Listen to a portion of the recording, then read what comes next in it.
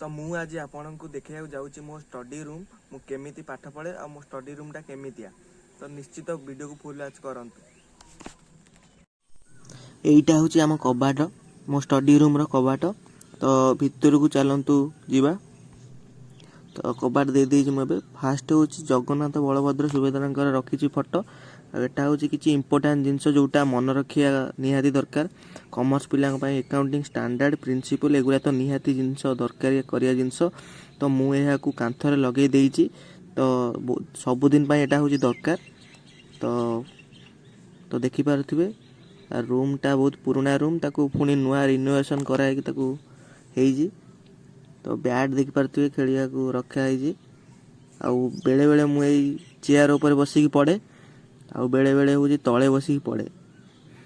तो कांथर मु बहुत मोटिवेशनल लाइन रखी। एटा हूँ मो थाक। तो बही देखि पारुथिबे बही बहुत अच्छी कैलकुलेटर मध्य अच्छी। एटा हूँ आरी दियर ऊपर थोइकी मु ही पढ़े। एटा हूँ खटुलिया को कहते ठाकुर आपर रुहति किंतु मुझे पाठ पढ़ा यूज करुच्ची। तो देखि पारुथिबे एठी ही मु बसिकी पढ़े।